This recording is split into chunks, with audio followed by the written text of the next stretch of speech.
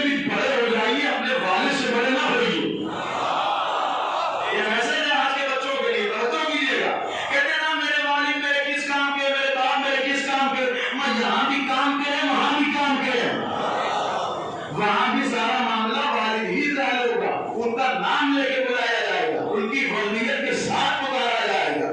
تو لہٰذا رجس کا معاملہ یہ ہوتا تھا کہ جا کے اپنا تعارف کرانا پڑتا تھا۔ اب یہ بھی ایک عالم اہل سنت کا جملہ ہے، وہ کہتے ہیں کہ میں نے کربلا میں جتنے حسین کے لشکر میں دیکھے جو وحیدن اور اکیلے لڑنے آئے سب رجس پڑھتے نظر آئے۔ یہ جملہ بھی پڑھنا چاہیے تھا۔ وہ کہتے ہیں سب رجس پڑھتے نظر آئے۔ رجس پڑھتا ہی وہ ہے جسے اپنے والد کے نام پہ اطمینان ہو۔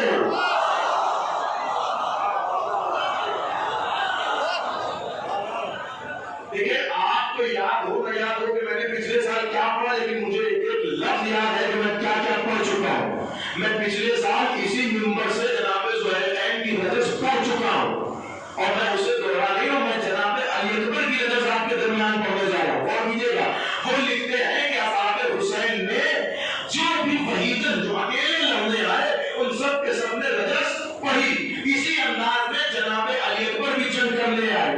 یہ صحنہ میں نے اس لیے تیار کیا کہ آپ کے ذہن سے وہ جملہ نکل نہ جائے کہ اکبر وہی بولیں گے، اکبر وہی بولیں گے جو رسول چاہیں گے، جس پر مہر تصدیق ہوگی۔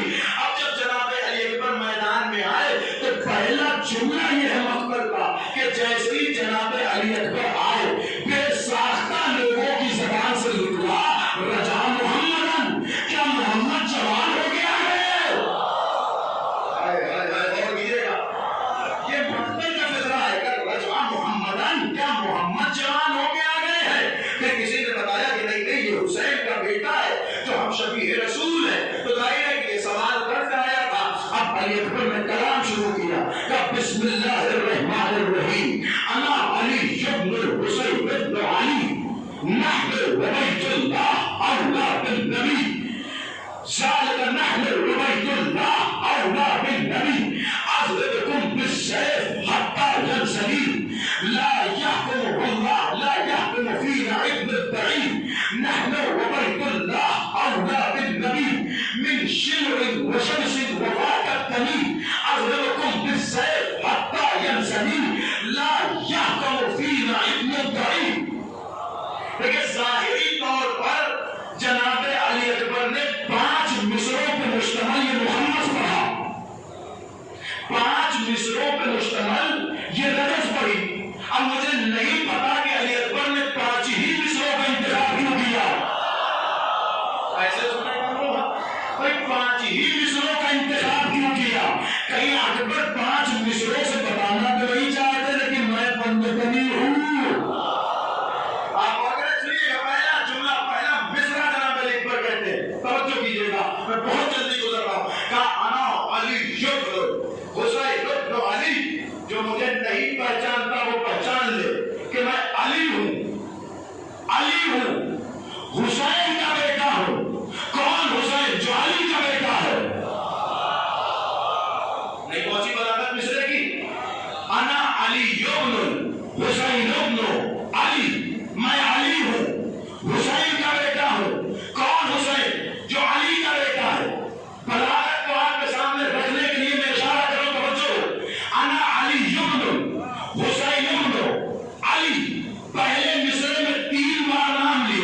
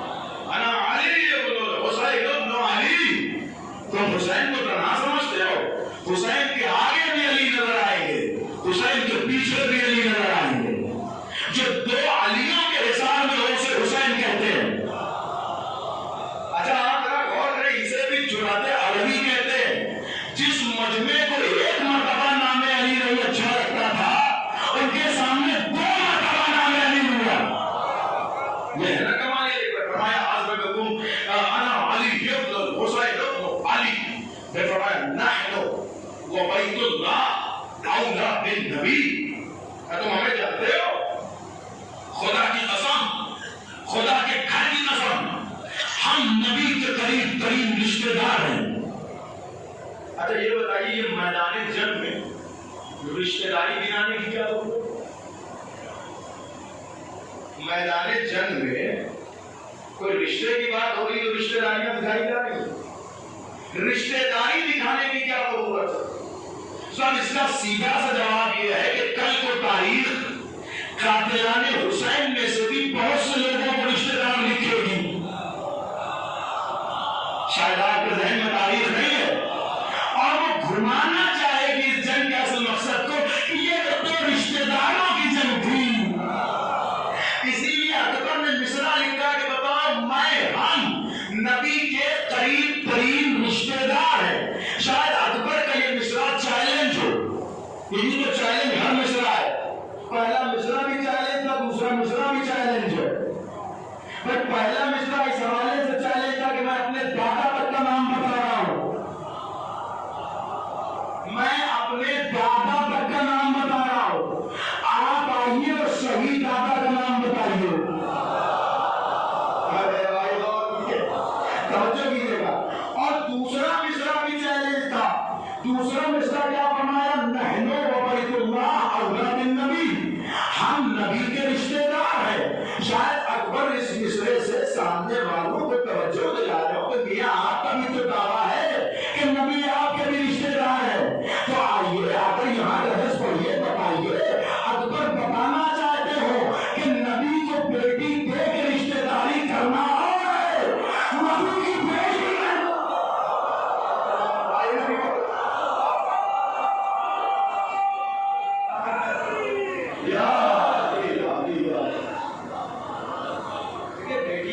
رشتے داری کرنا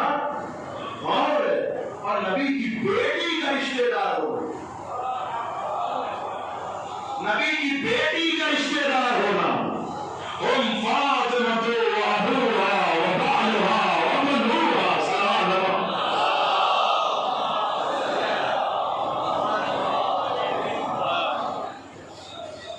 یہ ہوئے دو مصرع۔ تیسرا مصرع ایک پر کہتے ہیں انا علی ابن الحسین ابن علی نحن وبیت اللہ اولا بالنبی اضربکم بالسیف حتی ینثنی، کہتے ہیں اضربکم بالسیف حتی ینثنی، اکبر کہہ رہے ہم تم سے اتنی دیر لڑیں گے، اضربکم تمہیں اتنا ماریں گے، حتی ینثنی یہاں تک کہ میری تلوار ٹوٹ جائے گی۔ لیکن بلاغت دیکھیے مصرع میں کیا کہہ رہے ہیں اکبر؟ ہم تم سے اتنی دیر لڑیں گے کہ میری تلوار ٹوٹ جائے گی، حتی ینثنی۔ اس کا مطلب یہ ہے کہ اس مصرع سے اکبر بتا رہے ہیں کہ ہم حیدر کرار کی اولاد ہیں، نہیں پہنچی آپ کے پاس بات، ہم حیدر کرار کی اولاد ہیں، ہماری تلوار ٹوٹ سکتی ہے، قدم پیچھے نہیں آ سکتے۔ اضربکم بالسیف حتی ینثنی، ہم تم سے اتنی دیر جنگ کریں گے کہ ہماری تلوار ٹوٹ جائے گی۔ اور شاید یہ کہہ کر ایک چیز اور یاد دلائی ہو کہ میاں سمجھ کے رہنا ہم اسی علی کے پوتے ہیں کہ جب میدان میں تلوار ٹوٹ گئی پھر بھی پیچھے نہیں ہٹا، اللہ کو جذبہ دیکھ کر ذوالفقار نازل کرنی پڑ گئی، ہم اسی وارث ذوالفقار کے پوتے، جو کہ ہم اسی وارث ذوالفقار کے پوتے، ہماری تلواریں ٹوٹ سکتی ہیں لیکن ہم پیچھے نہیں رہ سکتے۔ اور یہ مصرع ایک بات یہ بھی بتاتا ہے کہ لڑائیاں صرف تلوار پہ نہیں جیتی جاتی، کیا کہنا سنیے گا تو تمام ہوگی، لڑائیاں صرف تلوار پہ نہیں جیتی جاتی بلکہ حوصلے بھی ہونے چاہیے۔ بھائی جنگ میں کثرت افراد سے کیا ہوتا ہے، حوصلے لڑتے ہیں، تعداد سے کیا ہوتا ہے۔ بھائی تلواریں رکھی ہوئی ہو جب چلانے کی ہمت ہی نہ ہو نہیں، شاید میں اس بات کو واضح کرنے کے لیے خود مولا علی کا ایک اور پیش کروں۔ اصل میں میرے مولا ایک بار جنگ کر رہے تھے، جنگ کرتے کرتے اتفاق سے جب دشمن کی تلوار سے تلوار ٹکرائی تو دشمن کی تلوار ٹوٹ گئی۔ بعض تاریخ میں لکھا کہ چھوٹ گئی، چھوٹ جائے چاہے ٹوٹ جائے، دشمن ہو گیا بے تلوار۔ دشمن نے پلٹ کے مولا سے کہا کہ یعنی یہ تو عدالت نہیں ہے کہ آپ کے ہاتھ میں تلوار ہو، میرے ہاتھ میں تلوار نہ ہو۔ اچھا ہم آپ ہوتے تو کیا کرتے؟ کہتے میاں یہ میدان عدالت بھی نہیں ہے۔ یہی ہوتا نا، جواب تو یہی ہوتا۔ وہ پلٹ کے کہتا کہ یہ عدالت نہیں ہے، تو ہم بھی کہتے یہ میدان عدالت بھی نہیں ہے۔ لیکن وہ علی ہی کیا، اس لیے کہ علی امام عدل ہے۔ جیسے ہی انہوں نے کہا کہ یا علی آپ کے ہاتھ میں تلوار، میرے ہاتھ میں تلوار نہیں، علی نے تلوار اس کی طرف بھیج دی۔ لیکن وہ بات کر رہا تھا عدالت کی۔ عدالت کا معنی کیا ہوتا کہ علی بھی اپنی تلوار رکھ لیتے میدان میں اور پھر کہتے بھائی چلو تم بھی بے تلوار، میں بھی بے تلوار۔ لیکن یہ کیا معاملہ ہے کہ آپ نے تلوار اسے دے دی کہ وہ علی کی عدالت کا امتحان لے رہا تھا، علی نے سخاوت سے جواب دیا۔ بھائی دیکھیے ضروری تو نہیں کہ ہر بات میں زور لگایا جائے، کچھ باتیں بھی تو کبھی کبھی زوردار ہوتی ہیں۔ اگلے جملے کو محسوس کریں کہ عدالت کا جواب مولا کائنات نے سخاوت سے دیا۔ تو جب سخاوت ملتے کہ سخاوت بھی ہر کسی کو اچھی بھی نہیں لگتی ہے، جو بے ظرفہ ہوتا ہے اس میں سخاوت سوٹ نہیں کرتی۔ ایسے ہی لوگوں کے لیے مولا نے کہا کہ ان پر احسان کرو تو ان کے شر سے بچو، اس لیے کہ جب کسی بے ظرف پہ احسان کرو گے تو اس کا جواب پلٹ کے وہ کاٹ ہی کے دے گا۔ تو جیسے ہی انہوں نے مولا نے تلوار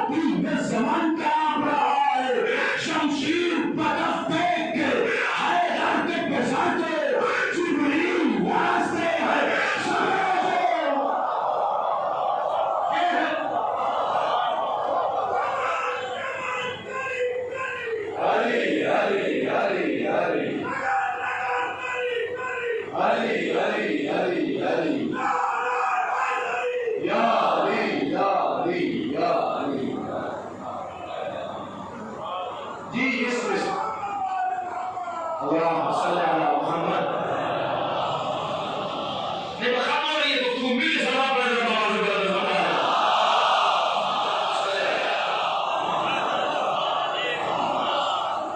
اس ایک مصرے سے اپنے استاد کا تعارف کرایا کہ تم کو جانتے ہو کہ غلام ہاشمی کیسے لڑتے ہیں، جوان ہاشمی کیسے لڑتے ہیں، اور تمہارے ذہن میں تو منظر ہے میرے استاد کو عباس کہتے ہیں۔ ارے بھائی آپ ایک جملہ اور کہی دوں، آپ کی سماعت پہ اعتماد کرتے ہوئے جی اکبر بتانا چاہتے ہیں کہ مجھے نیزے چلانے کا ہنر عباس نے سکھایا، لشکر بچھانے کا ہنر عباس نے سکھایا، تلوار اٹھانے کا ہنر عباس نے سکھایا، نشانہ لگانے کا ہنر عباس نے سکھایا، دشمن کی آنکھوں میں آنکھیں ڈالنے کا ہنر عباس نے سکھایا، نیزے چلانے کا ہنر عباس نے سکھایا، خنجر چھپانے کا ہنر عباس نے سکھایا، نگاہیں بلانے کا ہنر عباس نے سکھایا، لشکر پہ جھپٹنے کا ہنر عباس نے سکھایا، گھوڑے کو بولنے کا ہنر عباس نے سکھایا۔ ارے زمانے کو ابھی تک شاگرد سمجھ میں نہ آیا، استاد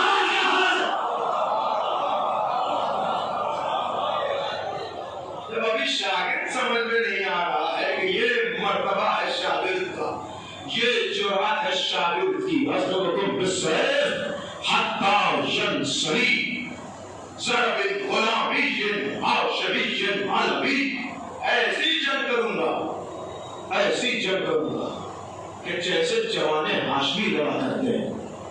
پھر فرمایا آخری مصرع، ظاہر ہے کہ اس میں بہت دیر رکنے کی ضرورت تھی، اس لیے کہ وہی تو اصلاح عقیدہ تھا۔ جو مصرع آخر ہے جناب علی اکبر کا، فرمایا اضربکم بالسیف حتی ینصری لا یحکم فینا ابن الطعین، فرمایا ہم تو تم سے جنگ و جدال کر رہے ہیں، وہ اس لیے کر رہے ہیں کہ تمہاری حیثیت نہیں ہے کہ تم ہم پر حکم چلاؤ۔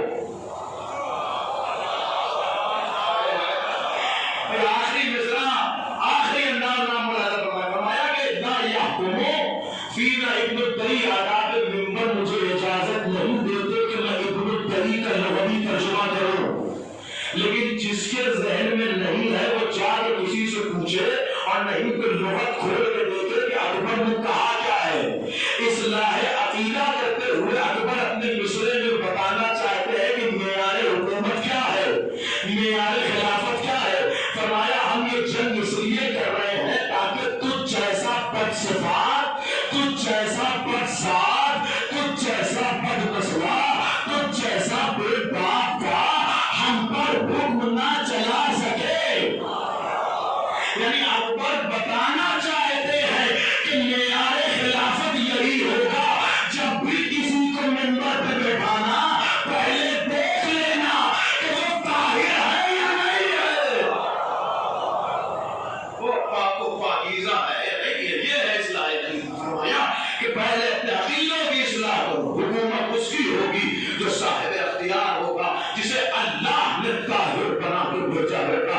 اگر کام میں وقت میں گنجائش ہوتی سے ایک مصرے میں کافی دیر رکا جا سکتا تھا، لیکن میں ختم کر رہا ہوں، اور اس کے بعد پھر علی کے شعر نے انداز علوی میں حملہ کرنا شروع کیا، اور حملہ کرتے کرتے جب علی کا شعر لڑتے لڑتے لشکروں کو بکھیرتے ہوئے آخر میں ایک مرتبہ جب کسی پہاڑ کے سامنے آیا تو حسین بھی تیرے خیمہ سے کھڑے ہو کر یہ منظر دیکھ رہے تھے، اور حسین کا عالم یہ تھا کہ حسین کھڑے ہو کر منظر دیکھ رہے تھے، اور خیمے کے تر پہ لیلا کھڑی ہو کے حسین کو دیکھ رہی تھی، اور زینب خیمے کے اندر بیٹھی ہوئی لیلا کو دیکھ رہی تھی، اور جب جب لیلا مسکراتی تھی زینب مسکرانے لگتی تھی۔ کیوں؟ اس لیے کہ لیلا حسین کو دیکھ کے مسکراتی تھی، جب جب حسین مسکراتے تھے حسین کیوں مسکراتے تھے؟ حسین اکبر کو دیکھ کے مسکراتے تھے کہ میرا بیٹا کتنا بہادر ہے، کیسا شیر ہے، کیسے لڑا ہے۔ لیکن یہ وقت وہ بھی آیا کہ جب ایک مرتبہ اکبر کے مقابلے میں کوئی بہادر آیا،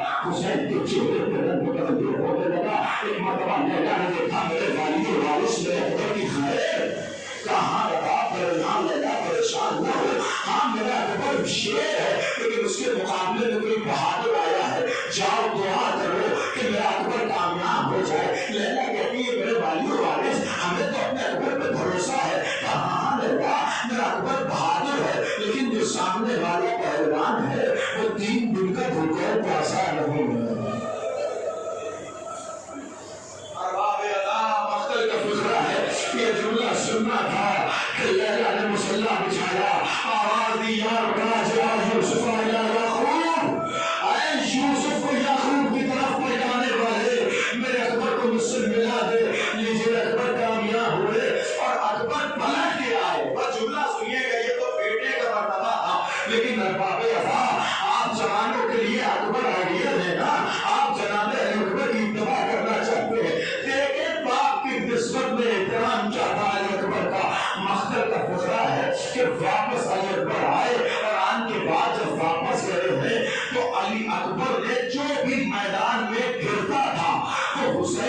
सलाम करता था और मदद के लिए पुकारता था। मक्के का फिक्रा है कि अकबर जब घोड़े से गिरे हैं मदद के लिए नहीं पुकारा। क्यों? बाबा की गुर्बत का इतना ख्याल था कि मेरा बाबा भूखा भी है, प्यासा भी है, शिद्दत आतश है, मेरा बाबा कैसे आएगा मेरे पास? फरमाया अलैका मिन्नी सलाम, पापा मेरा सलाम है आखिर कबूल कीजिए। और क्या मजलूमी थी, मैं क्या लफ्जों में बयान करूं। मुझे तो मीर अजीज की बैत का सहारा लेना पड़ता है कि हुसैन बान अकबर कितने गरीब हो गए थे। अरे इतने गरीब हो गए थे कि हुसैन के लिए कहते अब्बास मर गए, अली अकबर जुदा हुआ, मुझसे किसी ने ये भी ना पूछा कि क्या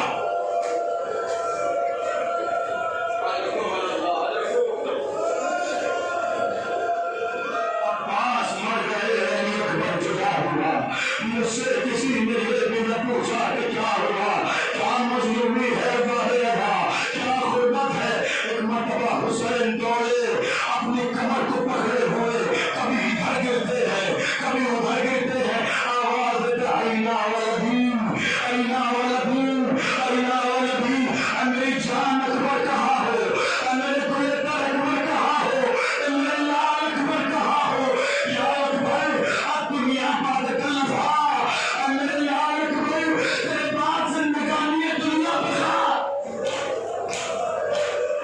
उलमा ने इस जुमले का तर्जुमा ये किया कि बाद